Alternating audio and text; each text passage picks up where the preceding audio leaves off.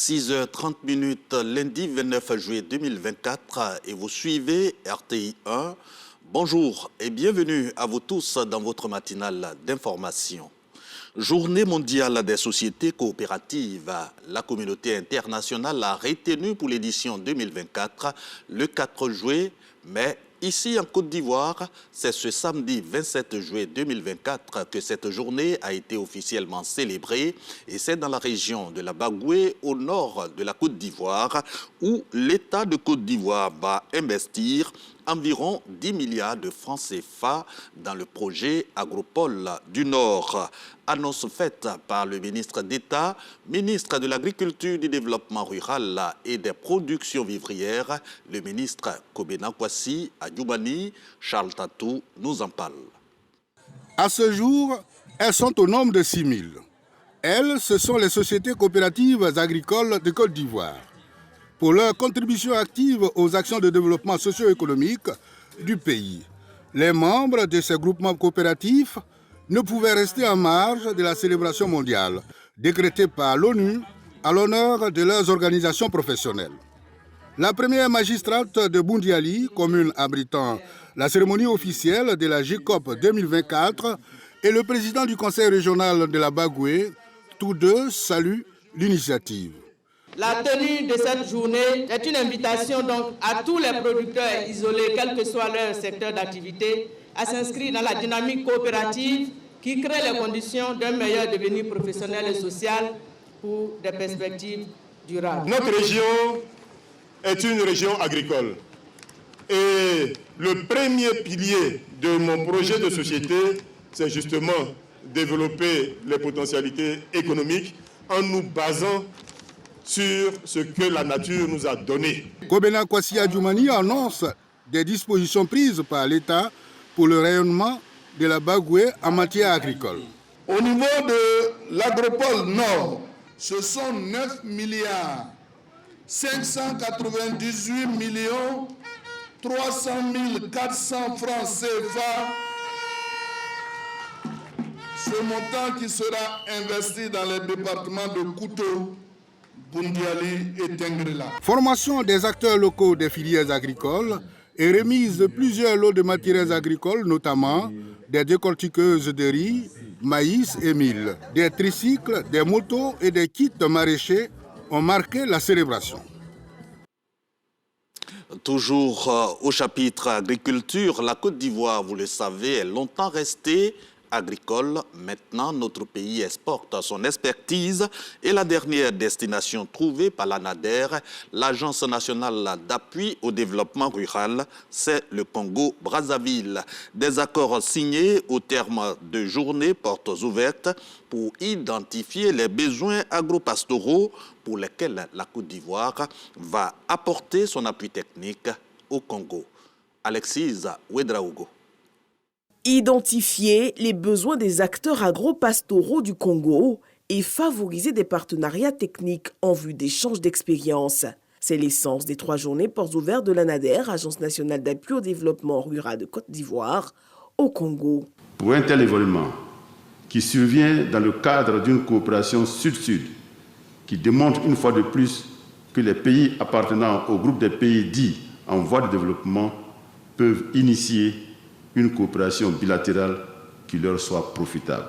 Dieudonné Batimba se réjouit de la tenue de ces assises à Brazzaville. Le privilège d'accueillir ce salon à Brazzaville nous permet de mesurer à la fois toute la latitude de l'immense honneur qui échoue à notre cité et la responsabilité qui incombe à ces autorités que nous sommes. L'occasion de découvrir les programmes et approches de l'institution.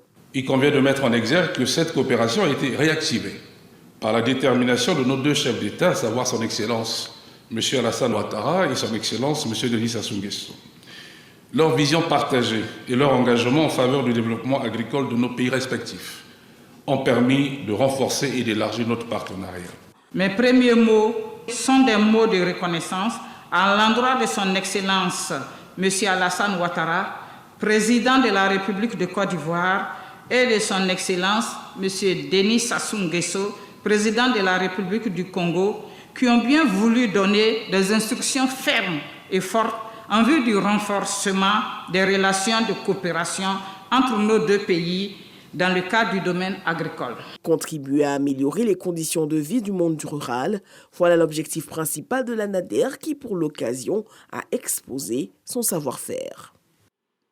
De retour ici à Abidjan, escale à Port-Bouët pour mettre un point d'honneur à la promotion et à la protection des droits de l'homme. 102 acteurs ivoiriens s'y sont déjà illustrés et l'État de Côte d'Ivoire, très reconnaissant de leur contribution, vient de les décorer dans l'ordre du mérite de la justice.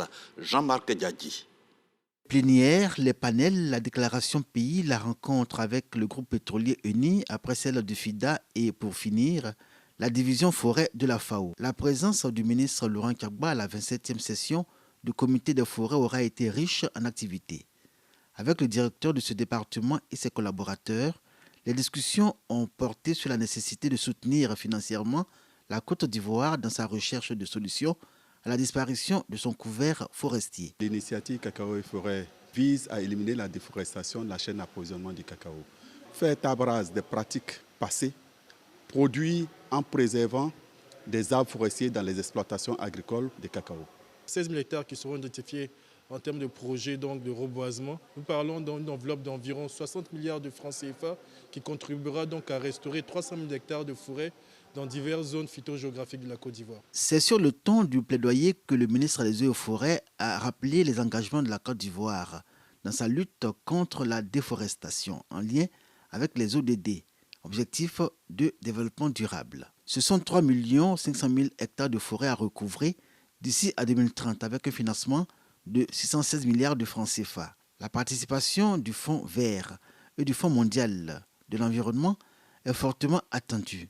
Et dans cette perspective, Laurent Gbagba sollicite l'intervention de la FAO auprès de ces deux bailleurs pour obtenir les solutions forestières escomptées. La division cherchera à développer les collaborations avec la Côte d'Ivoire pour que ces programmes et priorités deviennent réalité et qu'on puisse mobiliser des ressources financières pour mettre en œuvre tout ça.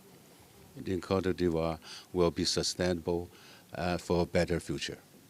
La FAO est satisfaite et d'accord avec nous qu'il faille être ensemble pour pouvoir porter ces différents projets. Et pour cela, ils ont accepté d'envoyer une équipe à Abidjan à les faire d'instruire ces différents dossiers et les rendre concrets afin que les financements nécessaires soient mobilisés. La politique de restauration du couvert forestier de la Côte d'Ivoire est déclinée en plusieurs projets. Autant le ministre des Eaux et Forêts fait son lobbying pour la mobilisation des fonds, autant il exhorte les communautés à établir avec les forêts un nouveau rapport afin que celles-ci tirent profit de son pouvoir.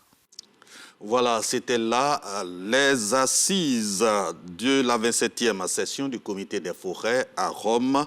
Travaux auxquels participe le ministre ivoirien des Eaux et Forêts, Laurent Gbagba, accompagné bien sûr de nos envoyés spéciaux Fernand Conan et Eugène Atoubé. À présent, la décoration des 102 acteurs ivoiriens dans l'ordre du mérite de la justice.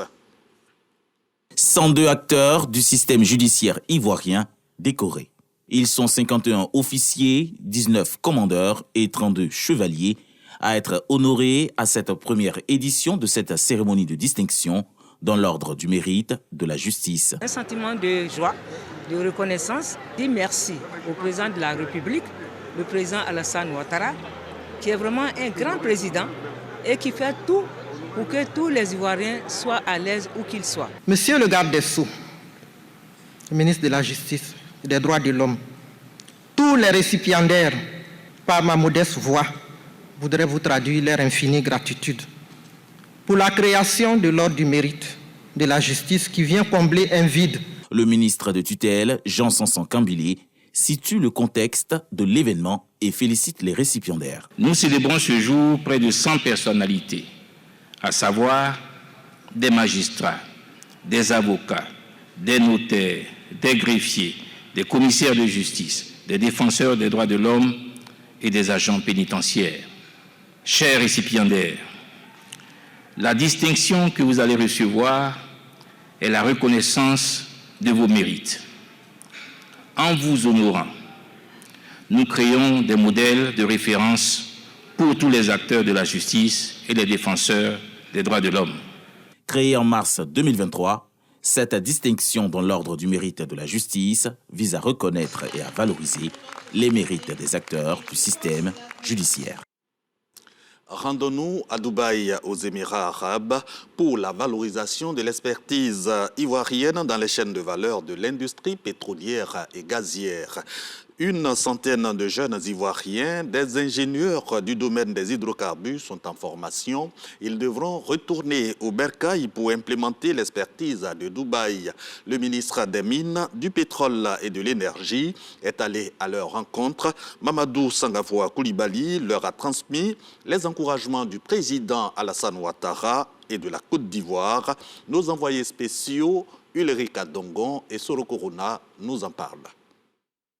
La phase 2 du projet Baleine traduit en actes concrets la loi sur le contenu local dans le secteur pétrolier et gazier ivoirien. Une centaine de jeunes Ivoiriens ingénieurs issus de plusieurs domaines des hydrocarbures interviennent sur les navires Yamsoukro et Kong dans les travaux de rénovation à Dubaï. Le contenu local constitue un axe stratégique majeur dans la réalisation de la vision du président de la République Alassane Ouattara, celle de faire des ressources minérales et de l'énergie la clé de voûte d'une nouvelle phase de la croissance soutenue et durable pour l'économie ivoirienne. Le contenu local, c'est une loi qui vise donc à favoriser l'emploi des nationaux dans le secteur des hydrocarbures, à favoriser l'utilisation des entreprises ivoiriennes dans le secteur, à favoriser l'utilisation des biens et des services produits en Côte d'Ivoire dans le cadre donc des activités pétrolières et gazières. Ces jeunes Ivoiriens sont reçus en audience par le ministre des Mines, du Pétrole et de l'Énergie en marge de la cérémonie de mise à eau des deux navires. Le président de la République, son Excellence Alassane Ouattara, qui est de faire de notre pays un pays à revenu intermédiaire de la classe supérieure à l'horizon 2030. Vous savez, une chose est de mettre des lois en place et une autre est de les mettre en œuvre. Et là, nous nous réjouissons de savoir que la loi sur le contenu local est une réalité. Parmi les personnes qui travaillent avec Altera, dans le projet Baleine, on est à plus de 50% d'Ivoiriens au niveau des postes de responsabilité. Tout en saluant les efforts du gouvernement, ces experts en hydrocarbures comptent faire la fierté du pays au niveau international. Ce projet 1, il permet aux Ivoiriens de vraiment avoir une place au cœur de l'industrie pétrolière, d'avoir une expertise sur les années à venir et pourquoi pas, si le gouvernement a besoin de nous, de réellement demain développer des projets 100% ivoiriens. Mamadou Sangafoua Koulibaly traduit les félicitations du président de la République à ces champions nationaux des hydrocarbures. On peut être fier d'eux. Parmi ces employés, les Ivoiriens sont parmi les meilleurs. Je leur ai dit que je considère qu'ils sont nos éléphants dans l'industrie pétrolière. Plusieurs audiences ont été aussi accordées aux investisseurs indiens et saoudiens opérant dans les domaines des mines et du raffinage. La loi sur le contenu local du secteur pétrolier renvoie à l'ensemble des mécanismes qui permettent le développement du tissu industriel et commercial, ainsi que des compétences nationales à partir de toute la chaîne de valeur de l'industrie pétrolière. À présent, recherche scientifique et innovation. Et là, nous sommes de retour en terre ivoirienne. L'université Jean-Laurent Guédé de Daloa veut davantage de financement pour renforcer ses capacités. Le temple du savoir s'adresse donc au FONSTI. Pour en savoir plus, reportage signé Frédéric Oulaye et Khalil Diomandé. Une convention de partenariat lie désormais le FONSTI, Fonds pour la science, la technologie et l'innovation, et l'université Jean-Laurent Guédé de Daloa. Cet accord, traduit par une signature entre les deux parties, vise à promouvoir et à valoriser les résultats des projets de recherche. Il s'agit également pour l'université Laurent Guédé de faire un plaidoyer en vue du financement des initiatives portées par les enseignants-chercheurs. Nous sommes une université agroforesterie et environnement, surtout environnement minier. Donc vous voyez l'importance de cette thématique au niveau de notre pays qui est un pays dont l'économie est basée sur l'agriculture. Et donc, nous avons beaucoup de résultats, mais les résultats, il faut encore travailler ces résultats, les décortiquer et savoir qu'est-ce qui est valorisable, qu'est-ce qui peut nous permettre d'aller de l'avant pour que la communauté locale, la communauté du pays puisse en bénéficier. À travers son secrétaire général, le FONSTI affiche sa volonté d'amplifier son appui dans les domaines de la recherche et de la formation des chercheurs, surtout dans le secteur de l'agroforesterie. Cet accord de partenariat que nous signons ce matin se traduira par la mise en place de programmes spécifiques de soutien à des projets interdisciplinaires et la promotion des échanges académiques au niveau national et international. La présidente de l'université de Daloa, professeure Adoui Courviviane, reconnaissante au FONSTI pour son soutien constant, singulièrement pour le financement de 3 projets de recherche à hauteur de 83 millions de francs CFA depuis 2022. Le mot de diplomatie nous conduit à nouveau à Rome, à la rencontre du président italien Sergio Mattarella. C'est à lui que le nouvel ambassadeur de Côte d'Ivoire en Italie vient de présenter ses lettres de créance. Son Excellence Nogozene Bakayoko et son hôte ont évoqué à cette occasion les relations bilatérales entre leurs deux pays. On fait le point avec Carmel Dia. L'ambassadeur Nogozene Bakayoko prend officiellement fonction à la chancellerie ivoirienne basée en Italie. Nommé le 14 février 2024 par le président de la République Alassane Ouattara, la diplomate a présenté ses lettres de créance au président italien Sergio Mattarella en qualité d'ambassadeur extraordinaire et plénipotentiaire de la République de Côte d'Ivoire en Italie. Au palais du Quirinal à Rome, Nogozene Bakayoko et Sergio Mattarella ont évoqué l'excellente relation diplomatique qu'entretient la Côte d'Ivoire et l'Italie. Des relations qu'il faudrait renforcer selon les deux personnalités. Nogozene Bakayoko est le 11e ambassadeur de nationalité ivoirienne affecté dans le pays. La circonscription diplomatique de l'ambassade de Côte d'Ivoire en Italie couvre plusieurs autres pays comme l'Albanie, la Bulgarie et aussi la Grèce. Hors de nos frontières en Tunisie, ouverture du dépôt des candidatures pour la présidentielle du 6 octobre prochain. Pendant ce temps, au Venezuela, les résultats de l'élection présidentielle connue depuis cette nuit, le président Nicolás Maduro, réélu pour un 3e mandat, selon la commission électorale indépendante, alors même que l'opposition crie à la fraude. Voilà pour ce matin. Prochain rendez-vous de l'information, 10h. Excellent début de semaine à vous tous. On se retrouve demain à 6h30 avec le même plaisir sur RTI 1. Excellente journée.